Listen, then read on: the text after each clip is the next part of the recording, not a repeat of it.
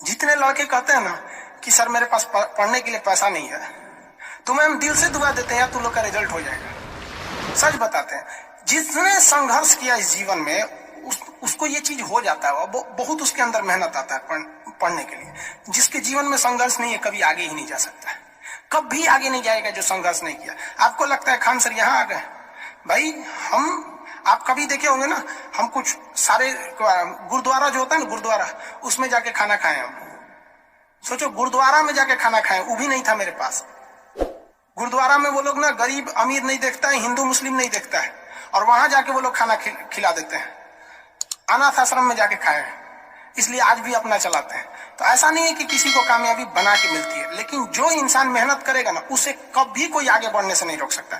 पढ़ाई से मुंह मत मोड़िएगा, समस्याएं आती रहेंगी जाती रहेंगी, आप पे लोग हंसेंगे। याद रखिएगा मेरी बात, जिस पर ये जग हंसा है उसने इतिहास रचा है। हमारे रिलेशन में बहुत से लोग कहते थे कि का ये लड़कवा को पढ़ा रही है, क्या करेगा, पढ़ के कोई राजा महाराजा हो जाता है। एको भेजिए कहीं काम करने के लिए, सऊदी उदी भेज दीजिए। मुस्लिम लोग तो ज्यादातर सऊदी चल जाते हैं, लेकिन मम्मी मेरी नहीं, मम्मी को पथरी था फिर भी नहीं पढ़ा। कहती नहीं बहू तुम पढ़ो ही पढ़ो। आज तो मन नहीं करता उन लोगों से बात करने का, और कहते हैं कि देखो पढ़ाई का मतलब क्या होता है। तो इसलिए हम आपको भी कहते हैं थोड़ी तकलीफ होगी बाबू, आप गरीब घर के होंगे, मेहनती घर के होंगे, थोड़ी तकलीफ होगी, शायद घर से पैसे कम आते होंगे, लॉकडाउन में और कम आते होंगे, तो आप घबराइएगा नहीं बाबू। इससे लॉकडाउन में यदि आपको तकलीफ बढ़ी है तो आप मेरी बात मानिए, आप खुश हो जाइए, बहुत ज्यादा खुश।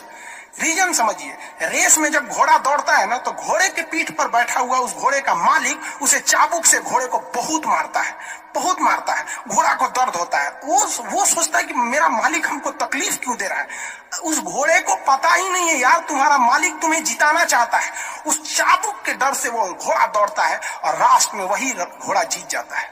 तो याद रखिएगा, आपका मालिक ऊपर वाला है। अगर वो आपको बहुत तकलीफ दे रहा है ना तो आप उस तकलीफ से घबराइए मत, बल्कि खुश हो जाइए कि आपका मालिक आपको जिताना चाह रहा है। जिस घोड़े को चाबुक नहीं पड़ेगा वो कभी रेस नहीं जीत सकता है। तो जिस इंसान को कभी तकलीफ नहीं देगा भगवान, वो कभी आगे नहीं जा सकता है। वो पत्थर कभी नहीं पूजा जाएगा जिसे छीनी हथौड़ी से तराश कर एक मूर्त की मूर्ति न दी जाएगी यहाँ पर। तो आपके जीवन में अगर तकलीफ नहीं आती है तो आप आगे नहीं बढ़ेंगे। और जिन्हें तकलीफ आती है, गरीबी आती है, समस्याएं देखने को मिलती है, पड़ोसी हंसता है, याद रखिएगा एक दिन वही लोग आपका नाम इज्जत से लेंगे वहां पर। और फिर आप उन लोगों से, खैर आप माफ कर दीजिएगा, सबको माफ कर दीजिएगा, ये बहुत बड़ा अपने आप में बल है। सबसे बड़ा बल नाभिकीय बल होता है, सबसे बड़ा बल, और सबसे कमजोर बल गुरुत्वीय बल होता है। लेकिन हमारे हिसाब से सबसे बड़ा बल होता है कि जब आप गुनाह न किए हो और आपको सजा दिया जा रहा हो और फिर आप उसे माफ कर दें। कोई आपसे बिना वजह खफा हो जाए और आप उसे माफ कर दे, ये भाई सब दुनिया का सबसे बड़ा बल है। ये सबके पास नहीं होता है।